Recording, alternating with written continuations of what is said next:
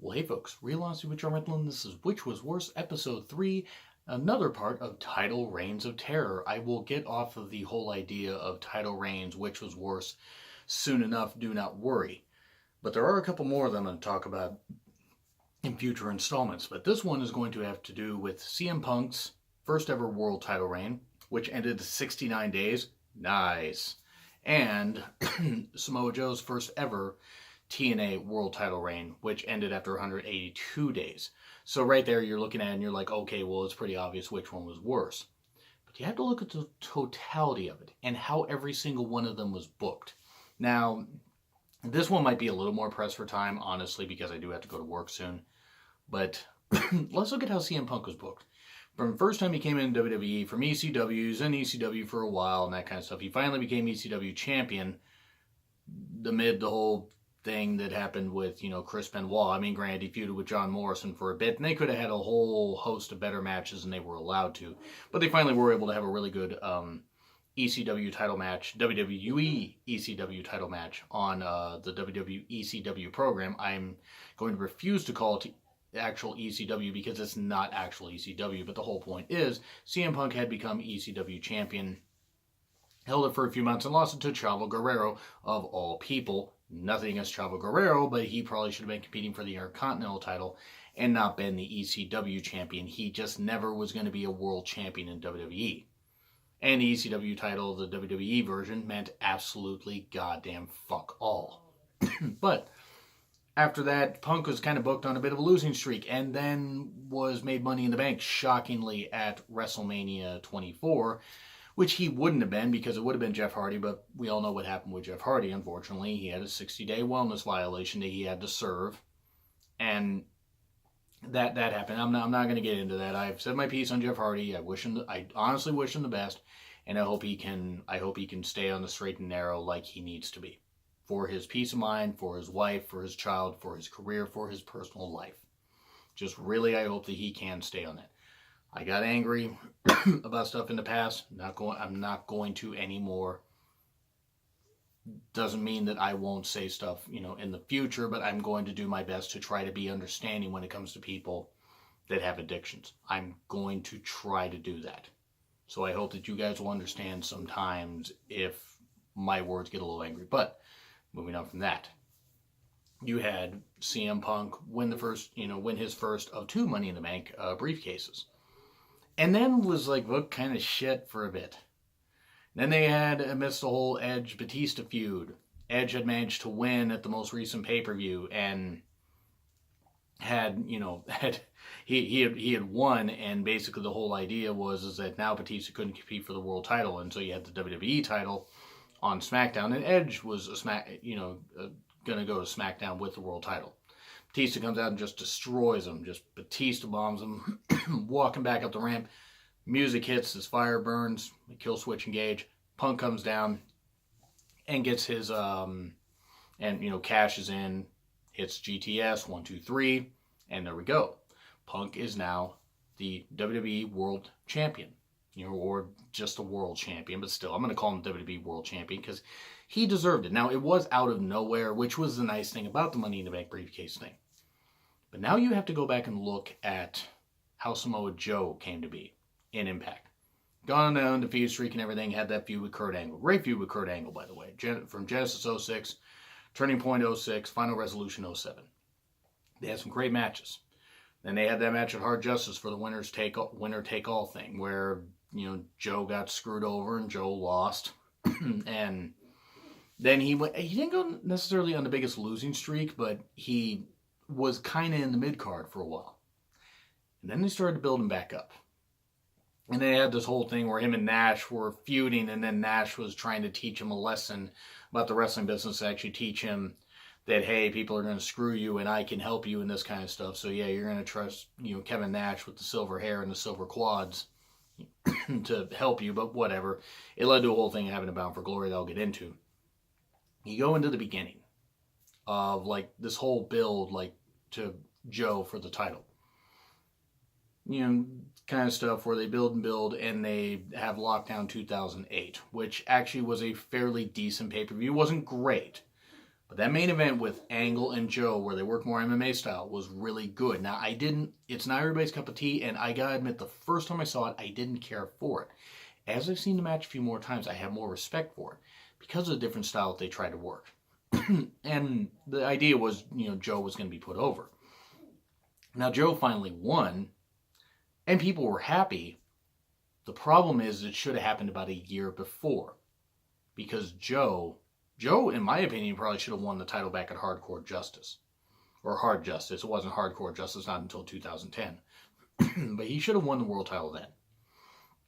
Because then by that point, that was about, that was August, so that was about 8 months before.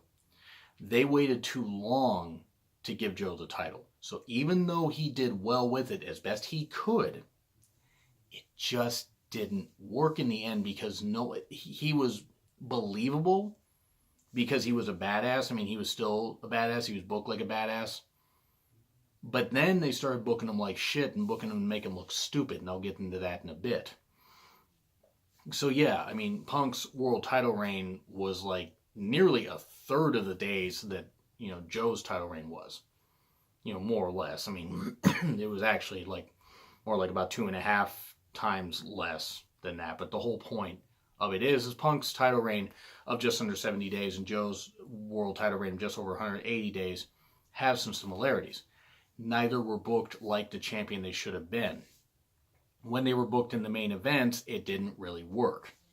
There wasn't a whole lot to, WWE, like WWE booking the world title like, grand, but still. They had some prestige because there were some good guys that held that title. TNA only had their one world title. Because back then it was still TNA, it was 2008. And they didn't elevate it enough like they should have.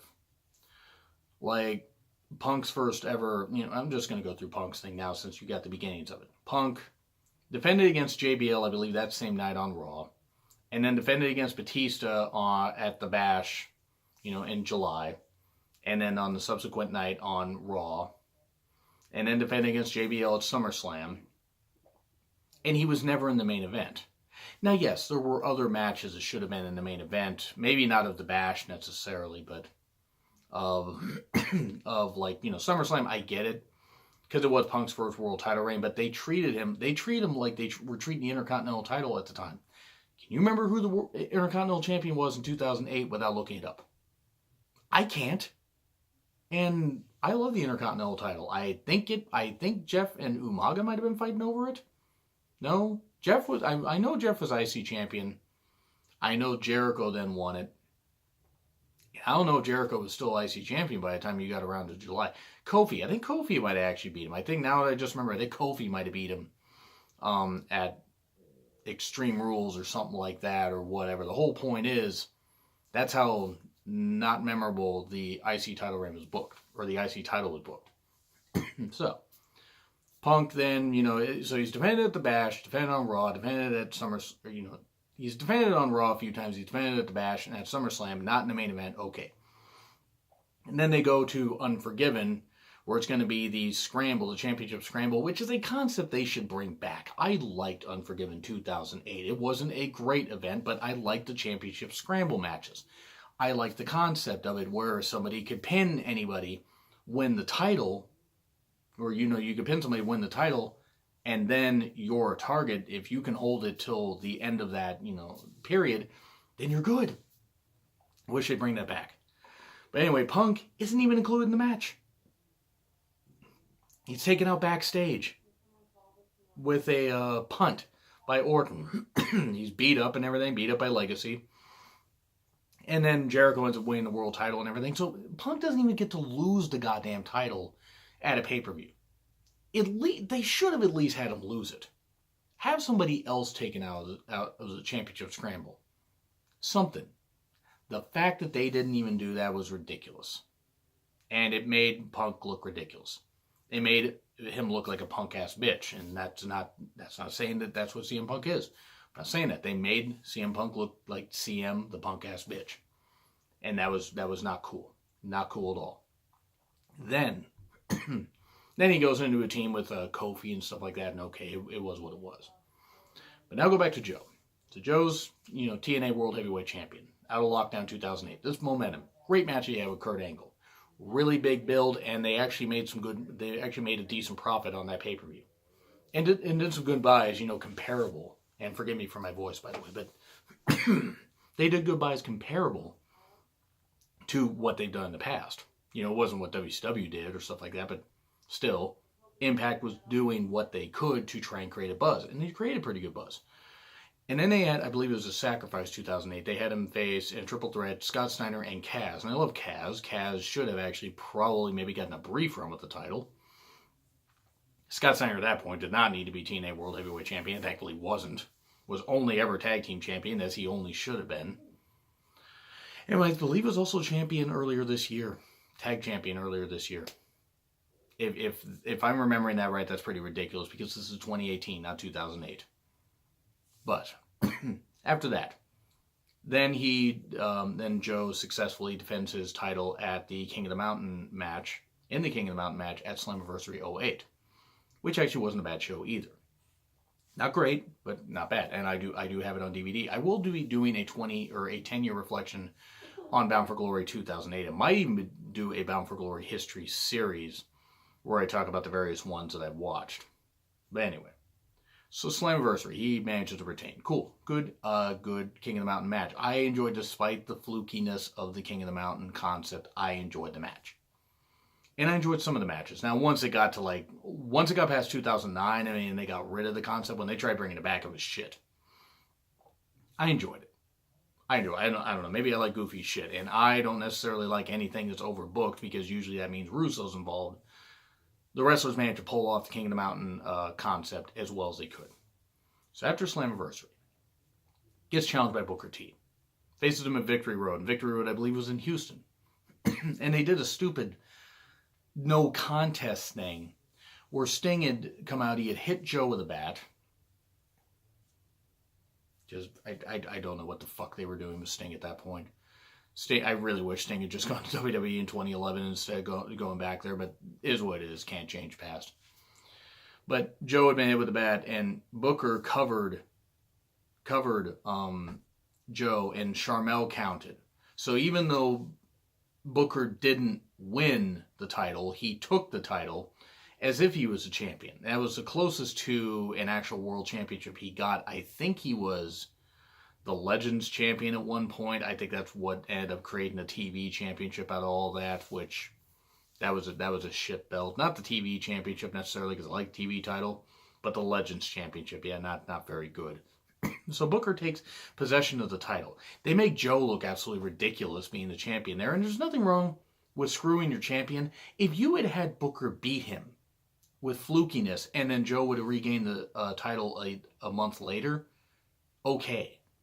But the fact that you didn't even do that and you had Booker take the title, it's like, okay, well, he's got this, this kind of stuff. I'm the champion, I did this. Possession is 9/10 of the law.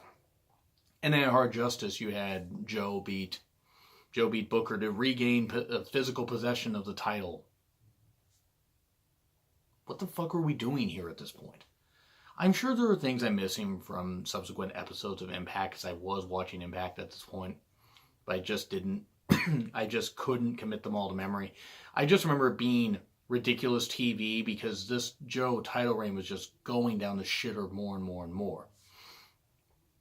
So then you go, I don't think he had a match at the September pay-per-view, or if he did, I can't really remember. Then he had a match against Sting at Bound for Glory 2008.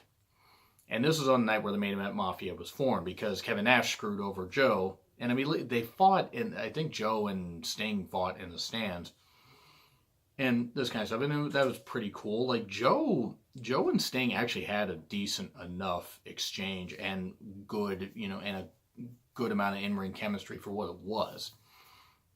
And then Nash screws over Joe. And Sting gets the victory. And, of course, they form the Main Event Mafia. And it's Kurt Angle, Nash, Sting, Steiner, and Booker. Which I actually like the Main Event Mafia